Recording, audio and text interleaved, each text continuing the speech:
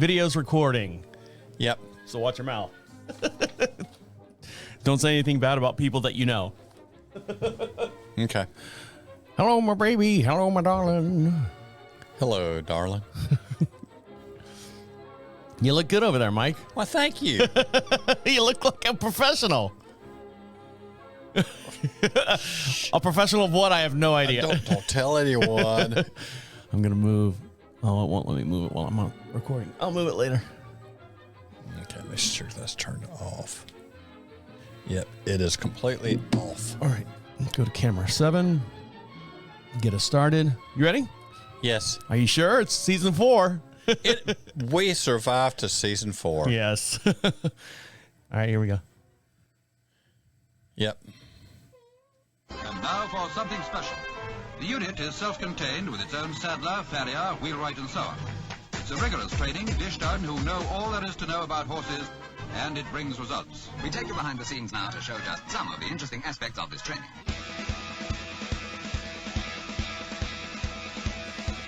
Welcome back to the start of Season 4 for Equine Dynamics, the best podcast to create sounder horses from the ground up. Mike Stine is a registered journeyman farrier with an APF1 accreditation. On this week's episode, Mike tells us all about the Breeder Cup he just got back from, also a Simon Curtis clinic that he attended about furthering education, and also severe hoof cracks and mechanical repair. All this and much, much more will be discussed here on Equine Dynamics with Mike Stine. And over my far right-hand side, wearing all purple, is the Breeders' Cup shirt and hat, Mike Stine. Been there, done that, bought the t-shirt and the hat. You look good. Don't forget, for every podcast we do, we have a matching video as well. You can see us in the studio. You can see Mike's shining, smiling face over there. We've got a brand new setup here. Hopefully Mike will enjoy this a little bit more than fighting with the other microphone arm that he had that was creeping down on him every time. You doing all right over there? Are you surviving? I'm doing okay. I'm doing okay. So we're starting off season 4. I can't slouch now because as we went, I get slouched down. So we're starting off season 4. Mike already has a bunch of different guests lined up. Give the people some of the ideas of who's going to be on the show this season. Well, I've talked to a number of people, from Doc Redden, who I need to contact, from Michael Blowen, who I spoke to actually yesterday up at Old Friends, along with some people that have already been on the show, and several other people within different companies. Might have Marty back, might have a few others back. So your wife, I think, texted me saying something about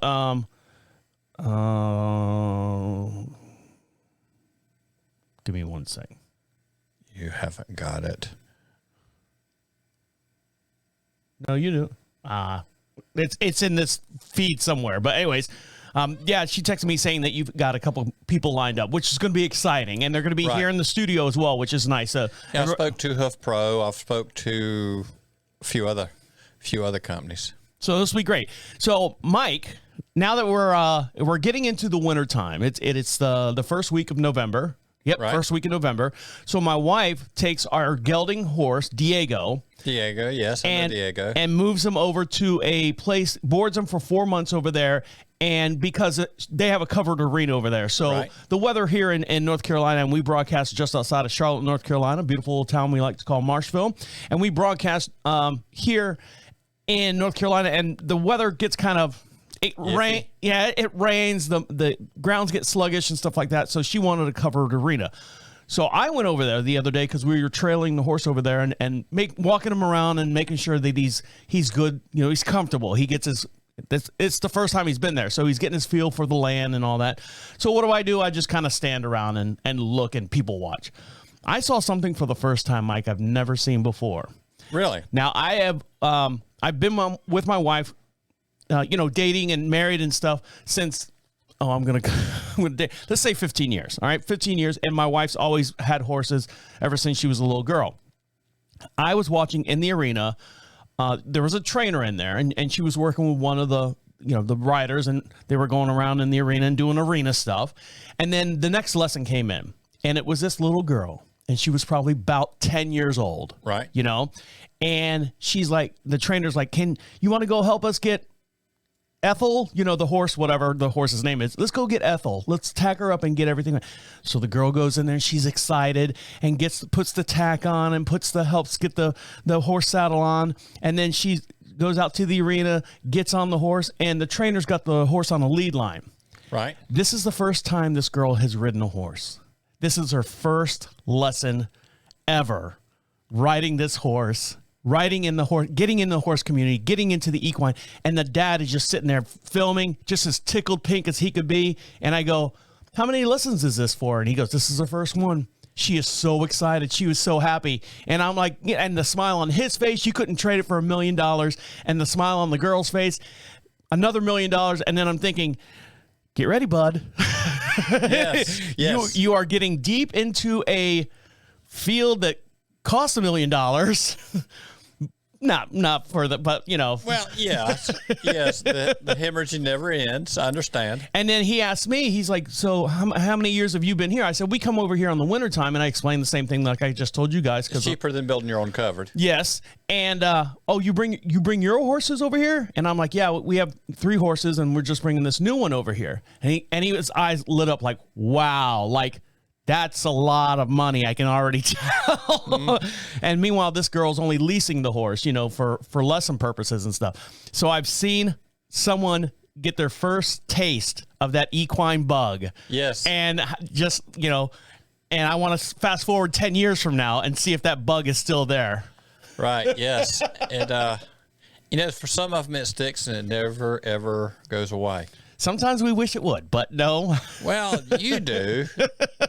Because you will never retire. I'll tell you what, having the one horse off of the property has literally cut my workload in half. Now, we have 3 horses here. I've got a mare. I've got a little pony out there. She's a sweetheart. She's a snip is what she is. Just adorable.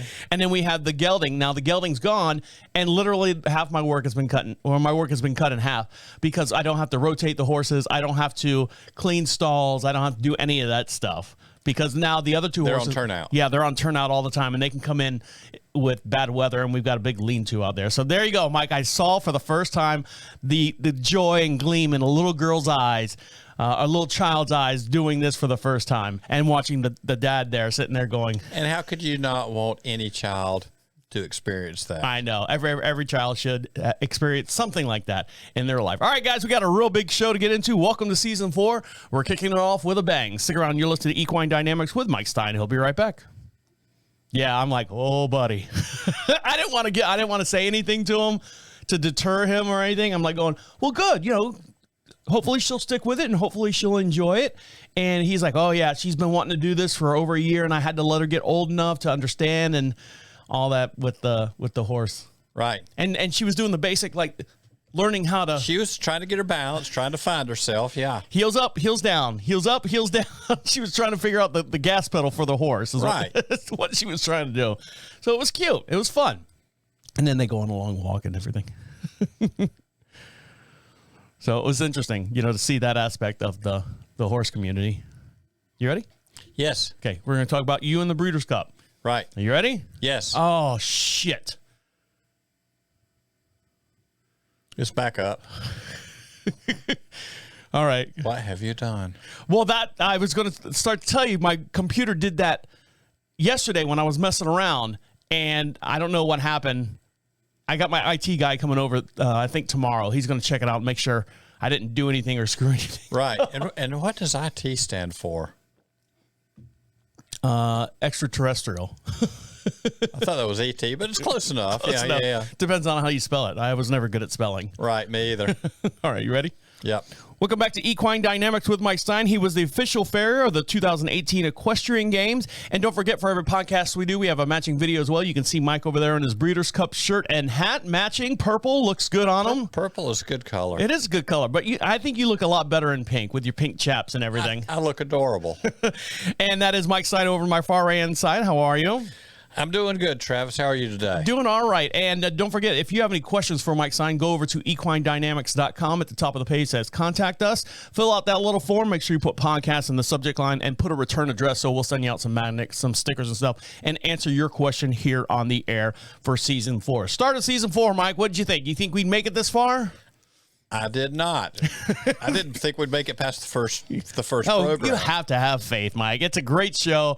We have great content in here, and because of our fans, our loyal fans and our supporters and stuff, we are able to continue this podcast as well. Now, speaking of continuing this podcast, Mike, you're always continuing your education. And one of the things that you did this weekend was go to the Breeders' Cup. Tell us all what happened and why you went and where you went and who you saw. Where I went. Well, this started back around the first of the year, or maybe even a little before. Maybe even last year. I remember when. Way back in the old days. But you know that there was a little write-up in, I believe it was, if I'm remembering right, I'll get corrected, Across the Wire, one of the online magazines, Kate Richardson. You remember Kate? We had her on here. She was on season 3. And talking to people, was asked to possibly be a standby and have my rig up there. So my rig went. And, you know, when I was in Kentucky at Doc Redden's for that week of Further Ned, I went ahead and licensed with Kentucky Horse Racing, so all that would be in place. So you're good to go. So if a farrier goes down, you're ready to take his place. I could be available if needed. Right. But, you know, as it was, we met some good people.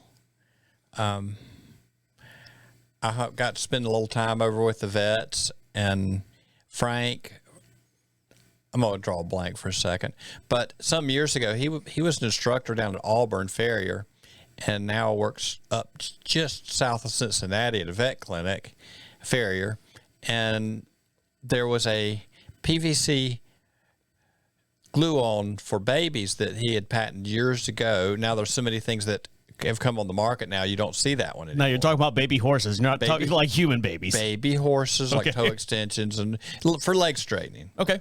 And had a nice little chat with Frank.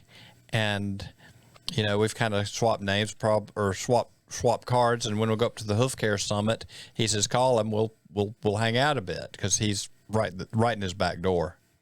So he was asking me, you do go, don't you? I said, yes, I do. I didn't last year, but the year before I was a speaker. So, yeah, it was a good deal, good trip. Got to see some good horses, got to look at some feet, got to go visit my Nanrick friends. And now explain exactly what the Breeders'... I hear Breeders' Cup, but I think it's a race. Is it a race? It is a series of races. Okay. It is the best of the best. And, like, you know, when you have the Derby, it's all 3-year-olds against 3-year-olds. When you go to the Breeders' Cup, you can have the best 3-year-old against the best 4-year-old against the best 5-year-old against the best 6 or 7-year-old. And at 6 or 7 years old, they haven't slowed down. And so you actually have stiffer, you know, and the people I worked for in racing thought more of the Breeders' Cup than they did like the Triple Crown races as far as where it ranked the horses. Now, to the people in the business, that's where they were. So you have the best of the best of the best. So it's some stiff competition. They run very close. And you got some veterans out there that are still kicking ass, for lack of a better term. Oh, they're getting it done. They're getting it done for sure. And, you know, FlightLine, we got to watch history made. FlightLine. Yeah, I saw the video on your Facebook page, and all those out there, don't forget Mike Stine does have a Facebook page. It's Equine Dynamics Mike Stine, and you posted the actual running, the last part. Tell me exactly what happened there. Well, he made his move, and he, you know, when he started moving, he moved, and you know, he had to work his way up and around a few, and he took off, and he set a record on how big a lead had ever been done for the Breeders' Cup, just along the lines of like Secretariat Belmont. You know, nobody's ever gotten near that before. So I've got the video right here, and don't forget, for every podcast we have a matching video, and we'll switch to camera 6 so we can all see it. And you can see this video in real time as we're talking about it here on the show. So here we go. This is, I guess, the final turn. Coming around the clubhouse turn and turning it on. All right, here we go. FlightLine takes off.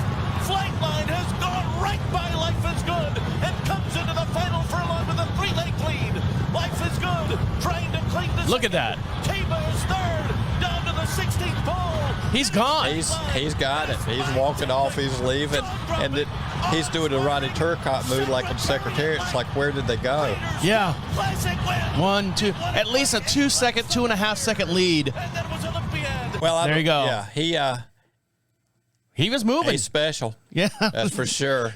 He's got something. There you go. So what else happened over at the Breeders' Cup? What was the biggest thing that you were wanting to see, and what was the biggest thing you were unexpectedly saw? Well, there were a few races that we saw, and some of the best race competition you will ever see anywhere. There were horses worldwide. This is Top Gun. Got to watch some horses in the paddock and look at being what I'm doing, and I've done a little racehorse shoe, and I'm not going to claim I was the best in that field, because there's some excellent farriers that are racehorse farriers. That's where they live. That's it. What Yeah, they do. that's all they do. Yeah, And it's a tough job. These guys have to have a lot of skills. What I can do in a vet clinic as far as materials and all that, they're relatively limited. But watching the horses and watching the hind end and paying attention to the hairline and thinking about what those lateral X-rays would look like, there's a fair amount of them. They're fighting that angle, trying to push down to a lower palmar angle in the back end than is ideal. But the support base you can put on those horses is not like I could put on a dressage horse, or just as in working with the event horses. What I can do on them is limited because of the sport they do. And they keep these guys together under an incredible amount of pressure. I mean, you talk about hooves under pressure. When they come around that clubhouse turning, they're turning it on, and that's a lot of force. And they've got a little small shoe they're working with. So to stabilize that foot, stabilize the bone column, and keep it to where it needs to be, to keep that horse as sound and athletic as they can, they've got a serious job. And they're track farriers catch a lot of grief sometimes because of where some of these horses end up later on. When you take a horse that's been well maintained, some of them end up turned out for a year. Some of those don't get touched. And then down the road, I've heard many times, like, my God, look what these track farriers did to this horse. And I will defend them. I have done enough of it to learn how tough the job is they're doing. right. And, when I first touched a racehorse, I thought, well, I'll put some support on it. I couldn't keep those things out on the horse out the gate of the farm driveway. So, before you go criticize them, look at what these guys are actually doing. Guys and girls, there are plenty of women that are shoeing these days, and some very good ones. Now, in the past, we talked about track condition. Were you able to go out there and grab some soil, some dirt, some silt screenings out there? This spring, when the Land Rover was going on, I ended up being up at the Land Rover that used to be the Rolex, right, 3-day eventing, and my clients are more in that area. We did visit the track, spend a little time over there, talk to some people, got to go out to the track surface, feel the track surface, check out what it felt like and what it looked like. What did it feel like? Well, they're running a natural surface over there. They've gotten away. A lot of tracks have gotten away from the synthetics. I don't know that anybody's really running on the synthetics too much anymore. Are they doing that because of the length that it lives? As to, like, natural would break down in time, as to a synthetic you would think would last longer. Well, some of it is injuries. Oh, okay. And for both horse and jockey, if it is too sticky when they're traveling at that speed, that foot comes in and it glides into the track surface, and there's a certain amount of, as that foot hits the track, it is actually gliding forward, and then they set into the toe and lock in to start to push. So if it comes in and you stop the foot too fast, you're slamming around tendons and ligaments real hard. Mm-hmm. Some of the argument with synthetics is it's cushy up and down, but that ground is deep enough, it has give up and down. And then there's also looking at the jockeys. If I've got a base that, some of the synthetics, when they get wet, get pretty firm. And if you come off of that horse and smack that thing at 35, 40 miles an hour. It's like hitting concrete. Yeah, exactly. So there is more give if they end up dismounted from the horse. So that, You don't want them having broken collarbones, ribs, and what all because they went plowing into the ground and has enough. It's like, okay, your crumple zone on your new vehicles to protect the driver, the occupant from impact. The car absorbs some of it. Well, same thing with some of the track surfaces. You want them to absorb some of that shock if they end up coming off the horse. So they're looking at both rider and the horse. They should put airbags on them. Well, yeah, you think. Have the little airbags in his arms, the jockey's arms, and in his pads and stuff down below. And then if he falls off the horse, it's like a ripcord, and he just pops up. They have those air vests that the eventers ride with, and just think about that going off in the middle of a race, though. If somebody accidentally pulls the pin, faulty, yeah. Because people, I think when people get the air vest, they have to step off a horse and try it and inflate it real fast. The horse goes, ah! All right, guys, stick around. When we come back, Mike's going to talk about Simon Curtis and furthering education. You're listening to Equine Dynamics with Mike Stine. He'll be right back. Karen had a good time? Yeah. Yep, she had a good time. And the two of you could enjoy each other's company out there? You don't get to see each other so much? About once, twice a year. Is that enough? Well, I don't know. You have to ask her on that one.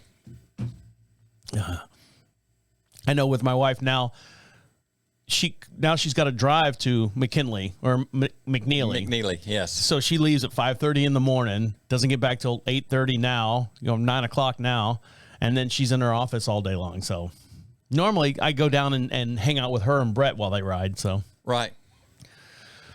Again, my work is half cut. Mm-hmm. All right, Simon Curtis. Is this Simon Curtis, those pictures you sent me? Which ones? Short-term memory. I sent Simon Curtis. Yes, that is Simon Curtis Clinic that was put on by Martin Kenny. All right. We'll start here. Right. You ready? Dr. Simon Curtis. Dr. Simon Curtis. Right. Welcome back to Equine Dynamics with Mike Stine. He was the 2017 American Eventing Championship farrier and straight back from the Breeders' Cup. Now, is the Breeders' Cup all weekend long, or is it just one day? Well, there's 2 days of races. And that's Mike Stine over to my far hand side talking there. Hey, Travis. Hey. So how long is the Breeders' Cup? Well, they have 2 days of races. As far as building up to it, they're all year seeing who's going to be in the right position to be in the races, and how healthy and strong and fast your horse is. Because if your horse is slowed down or for some reason he decided, well, I'm tired of running, you don't want to go do that because it's an awful lot. And Mike's got his Breeders' Cup purple shirt and purple hat. You did go there, and you bought the shirt and you bought the hat. I bought the hat and the shirt. And you can see Mike Stine for every podcast we do. We have a matching video, and you can see me waving to Mike waving to me. He's got a new Mike boom stand because he was complaining the other one kept slipping and dropping on him. You know how whiny I can be. Sometimes you're a pain in the butt, but that's okay. That's why we love you. All right, so Mike, you went out there and you actually talked to Dr. Simon Curtis about furthering education. And let me switch cameras here so you can see a picture of Simon Curtis. I'll make sure I got the right cameras up here. Here we go. And this is down in Southern Pines. It is at Martin Kenny's farm. Simon Curtis is looking at a horse's foot. And I like how you have your rig, strategically placed in the back of this picture. Right. Dr. Simon Curtis, some of us did some hands-on work on horses. And since I was working on horses, I worked out of my rig. And but he has been involved in a lot of research and has changed the game of some of what we think about horses' feet. He's been a farrier for 50 years. He has a doctrine. And as far as what part of what he did was on the actual thought of the hoof horn structure. We always thought it was stacked just basically like a stack of straws. Not exactly. And some of those straws are compressed, and as far as lateral forces and all that, how the foot works with that, and how the straws are designed, and some of them are not exactly round, and depending on where they are in the foot, you have different different size straws out to the outside. There's the larger tubules. Inside, there's more narrow tubules, and looking at how they bond together. You know, and going back to the initial conversation about this 10-year-old girl that I saw who was just starting to learn just to sit down in the seat, heels down, heels up, trying to find the gas pedal of the horse. She's now got a whole world, exactly what you're talking about right there, a whole world of education in front of her as she continues this route that she's decided as far as a hobby or career or professionalism or something like that. That's right. You know, as far as farriers, I'll say this plenty of times to horse owners. Talk to your farriers. What are they doing to educate themselves? And, you know, these opportunities like Simon Curtis, they don't come along every day. There should have been 500 people there to listen and see what Simon Curtis's message was. Yeah, just in that area alone, how many farriers are in that little, even a 20 or 50 mile radius in that area? A lot more than you would think. And you would imagine even 500 being just a drop in the bucket for as many farriers in that area. But I know that some years ago, there was talk of 700-800 farriers working as full-time farriers, not even counting the part-time farriers in the state of North Carolina. Mm-hmm. We had... And everyone should have been there. Everyone should have been there. Sure. This guy is world-renowned. He has been a big game changer in the business. And we need to understand his thought process, because just what he's talking about the wall and what goes on to the coronary band, this plays a part in hoof construction that we're going to talk about later. But, you know, opportunities come up. You need to go spend time with these people that are smarter than we are. I need to spend a lot of time with people that have done work in areas that I have not gone to be a mastered, and I'll never call myself a master. I will never, because I've never mastered this. I will never master this in my lifetime. Because you're always learning. There's always something new. More. There's always somebody who has pushed it a little further. And if you can go to them and learn from them and carry that into their business, you should always be improving every year. There's stuff I do right now that I didn't do last year. I didn't know last year. You know, and you know, if I always told myself years ago, if I'm going to stay in this, because of what happened with my horses and my stuff, I always need to be learning. I always need to be getting better, or I need to do something else like drive a truck. If you're going to be a farrier, this needs to be a passion, not a paycheck. Now, what is this picture here? Is this Dr. Simon Curtis's work? This is actually Ian McKinley's work. Okay, so we'll dive into that next. Come back on that one. All right, so we'll dive into that a little bit later. So Simon Curtis, so how many? You said there was maybe a dozen people around sitting there listening to him talking. No, there was probably 30 to 40. Still, that's not bad. I mean that, and then you look around at those people and you're like going, I know that face, I know that face, I know that face. And we had from Ohio, we had people from New York, we had a handful from North Carolina, we had a few of them out of Pennsylvania. Some of these people traveled a long way. Georgia. Some of these people traveled. I think most everybody was from east of the Mississippi. But you think about that large of an area and how many farriers are in that area, and the ones that were dedicated to travel that distance to listen and spend time with and get some instruction from the best of the best. You know, I was very happy to get a chance to do hands-on work and put myself under the microscope with one of the best minds in the business. And get as much as you can out of him, because, you know, you hate to say it, he's not going to be here forever. No. You know? I mean, this year so far, spent some time with Andy Carter and Stephen O'Grady. Spent a week out at Doc Redden's. And, of course, with Simon and with Ian this year for Further Ned. Every time, for whatever reason, when you say Doc Redden, I always think of a character out of a book, because that name, Doc Redden, go see Doc Redden about, getting this and that. That name is so, it just sounds like a character out of a book or a novel or something. That's just me. Just me. He is a force of nature, that's for sure. All right, guys, stick around. When we come back, we'll dive into severe hoof cracks and the mechanical repair based on Ian McKinley. This is a gentleman that Mike talked to while he was out at the Breeders' Cup. You're listening to Equine What? Yeah, actually, I talked to Ian on the tail end of the Simon Curtis Clinic. We got an added bonus. Okay, well, there you go. And we'll hear about that when we come back. You're listening to Equine Dynamics with Mike Stine. He'll be right back.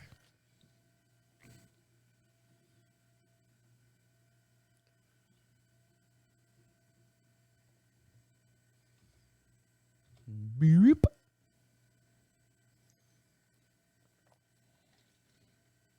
Doing all right? Yes, I am. You look good over there, Mike. You really do. Why, thank you.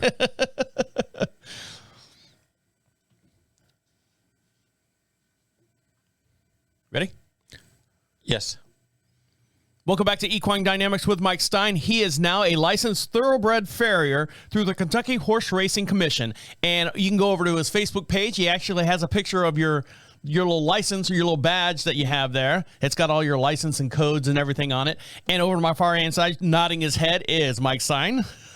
Hello, Travis. How you doing? Doing we'll good, say man. that again because we got to say that multiple times a day because we don't remember we met each other earlier, right? Well, sometimes people ask me, why do I do that? It's because sometimes people catch it in the middle of the podcast and they don't know who. So it's just resetting the topics that we talk about and who we are. And we're not just two knuckleheads talking on the radio here. Well, wait a minute. Back up on that one. One of us. All right, Mike. So we're talking about, and I got a picture up here. And don't forget, for every podcast we have a matching video as well. And you can see us waving to each other, Mike waving to me waving to Mike. And you can see this picture as well. And this is a horse's hoof. And go over to YouTube and you can see this video as well. And don't forget, if you'd like to ask Mike a question, the way you do that and get that question to him, we'll read it here on the air. The start of season 4, go to equinedynamics.com and click on the contact section. Make sure you put podcast in the subject line and we'll read it here on the air. And put a return address and we'll send you out some magnets and stickers and stuff. So what are we looking at here, Mike? This is a crack. The horse was having some lameness problems. The crack needed to be stabilized. And, if you look at how deep it went up there towards the top, you see right here a little bit of blood, there can be a little bit of drainage. So these things need to be cleaned out on those bad ones. Now, on a lot of cracks I have dealt with, balance, good foot balance, getting the pressure off. A lot of them will take care of themselves, but some of them are further along than that. So, go ahead. And, if you look at this, the shoe job is not Ian's. Someone else had shoed the horse. The horse was brought in for the crack. Now, after building the crack, he ended up putting one of his shoes with the red-green pads on it that you glue to the foot on. Those pads allow some give between the shoe and the foot with the acrylics. And this is Ian's method, and I've not had my hands on that method. I have done some crack repair. So this crack right here, it looks like, and I'll move my cursor around so we can see. It looks like you've punctured and put these wires through, and you've got like a little tab on the outside and a tab on this side, and the wires kind of connect over the crack. Right. Is that to pull the crack together? Yeah. When this horse was loading, that crack was gapping open. Okay. Pretty big. And so he cleaned it out. He went in with a little tiny drill bit and a Dremel tool at a really low angle. And if your hoof wall is too thin, you can actually acrylic on a patch on either side.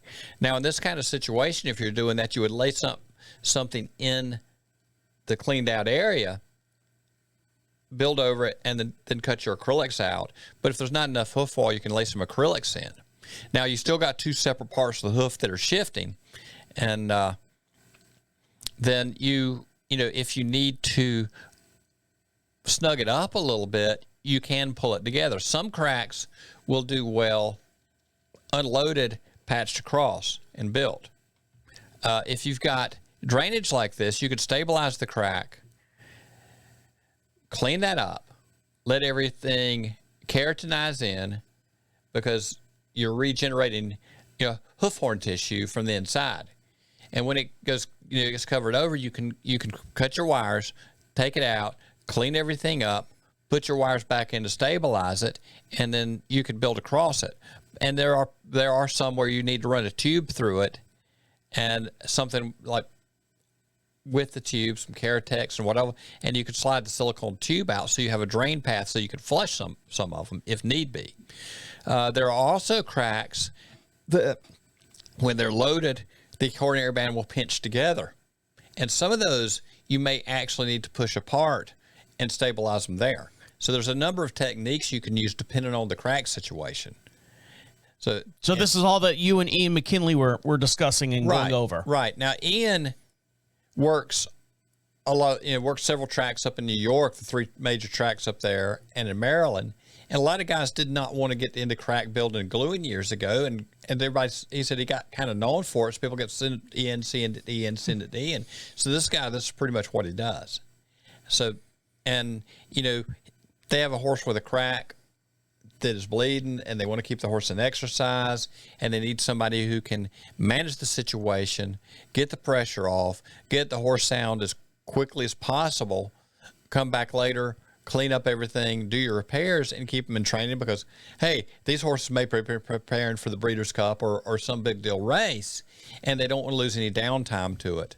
So it can be done, and, this horse, when he was done, walked off very happy. I was going to say, is he able to do anything, any work or anything with this repair on it, or no? Oh, yeah, they exercise. Okay. And after everything's done, built in, when he did the glue, he built in the heels and built the foot back to where it should be and built it with the acrylics and built heels on the horse so that you could get the mechanical pressure on the back of the foot back under the bone column. If you see that thing as the heels are sucked under, you look right at the corner of the bulb of the heel, you can see stress. You can see the stress in the coronary band, and they're pushing under so hard that it wants to separate at the top. A true quarter crack opens up from the top down. You see cracks that start at the bottom up. People say it's a quarter crack because it's in the quarter, but that's more of a sand crack. And it's a little different situations. All cracks are not created equal. They all respond different. We have to have multiple techniques on what to do with them. And this is something I picked up from the Nanerick guys when I was there. Neat little tool. That just looks like a pair of pliers, Mike. Yeah, it kind of is. But you have a wire cutter. You can manage your lacing wire. Hold it up to the camera there. There you go. Can lock it in on the wire after you get your wires together, and it's kind of hard to get it to do it in your hand, but when you pull this out, it winds, and just wind it to where you want it to be as you snug it together. And then you can pop that, trim your wire, put your wire into place so it's not in a grab situation, but it's a real quick little thing all in one tool. Over trying to sit there and wind it with your hands, you can just snug it to where you want. Now, how much was that tool? Because we've heard about your million dollar hammer, and the Thor hammer that you bought when you went over to what was it, the Rolex or whatever? Yeah. I'm breaking stuff here. Hold on. That last big hammer, that 7.5 pounder, I got when I was out at Dr. Redden's from the Nanerick Group, supply shop. That also came from the Nanerick supply shop, and interesting little tool. And I like gadgets. And honestly, as far as the price of it, I really can't tell you. I bought other materials that I needed for the truck, supplies, while I was there to save shipping. Now, I'm looking at this, and it looks like someone physically just took a pair of pliers, right, and manufactured this little doohickey in the center. That's all it looks like. They did. They manufactured pliers with a doohickey. And what do you call it? Like tools of necessity, right? Tools that you need, that you buy for being a farrier, are just made out of necessity. And actually, I have seen that tool some years back for working with small wires. So it's been adopted from something else. Yeah. But anything when you're working with a horse to make the program, because it's not like a block of wood. The foot moves more than you think, and with everything, if you're playing around with these things too long, you run that horse out of patience, they're going to get aggravated and hard. And you know, like, I'm tired of you messing with me, and it's going to get a little more difficult to get the job done. Ornery. So if you can get a system where you can roll through it with minimal ease, and the better behaved the horse is, the better job you'll be able to do. So this is just something to make the flow go zip, zip, zip. There you go. All right, guys, stick around. We got one more little segment to get into, and then we'll let you get back to enjoying the rest of your day. You're listening to Equine Dynamics with Mike Stine. He'll be right back.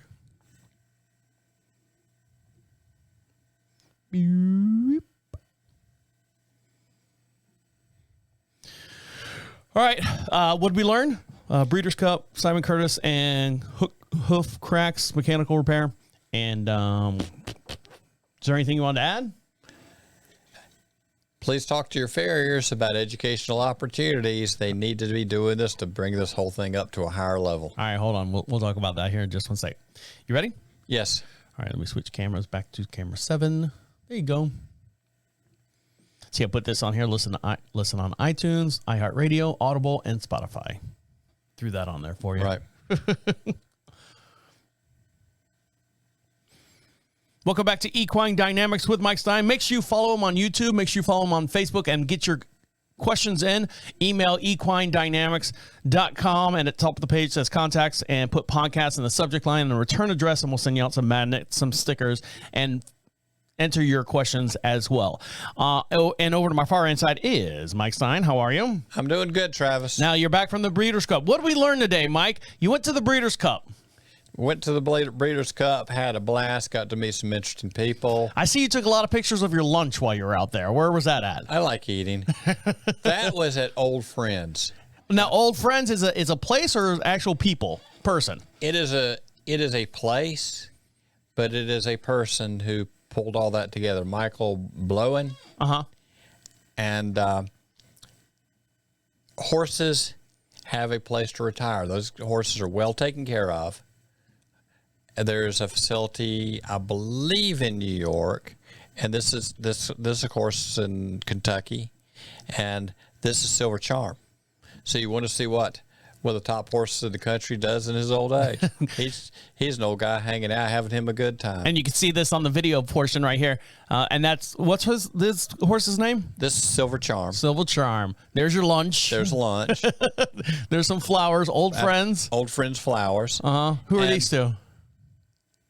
These guys all had a career running. All this horse had a career running, and honestly, I can't tell you because somebody ate somebody's name tag. Oh, okay.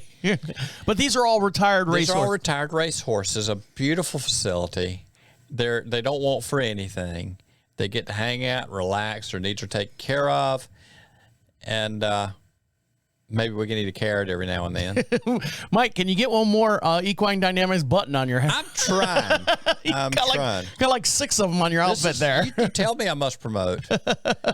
And see, Medina Spirit. Oh, this is our tombstone. Yes, and there's several other horses that are Top Gun horses that have been on the property. That looks like a big chess piece, like a knight. It is a big. It apparently was a sycamore tree that died. Oh, yeah. Look at that.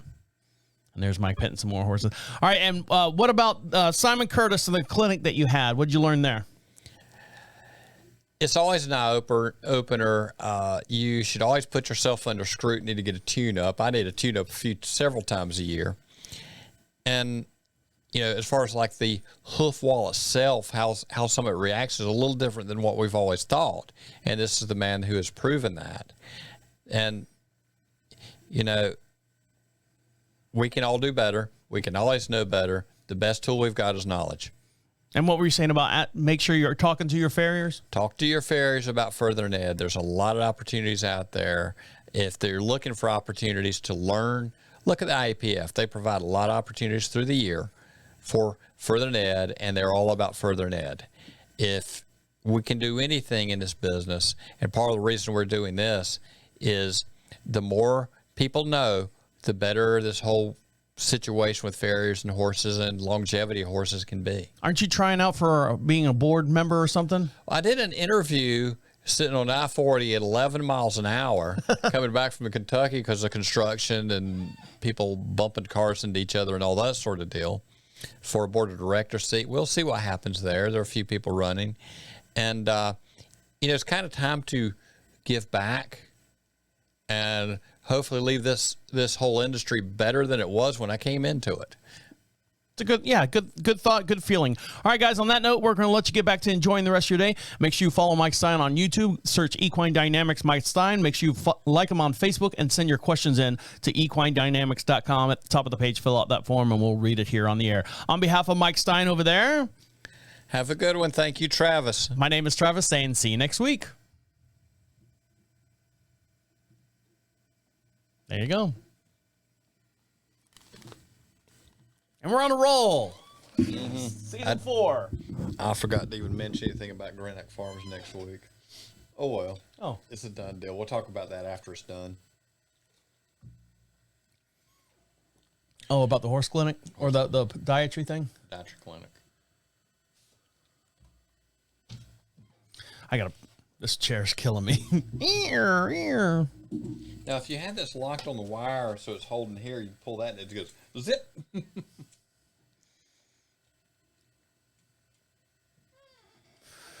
Oh, that's 7, 8. I like camera 8 better.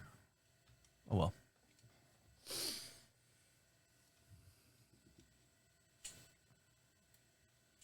You got a new toy to play with. I got a new toy. This is one of those things that will go in a box with all my repair materials, along with the stainless steel wire and the eye screws and the little tiny drill bits that I got from Ian. And it will sit there, and occasionally I'll get to use it, and I'll have the proper stuff, so it'll go through. It'll all happen a little quicker and easier. You can show how fancy you are. You can never have too many tools.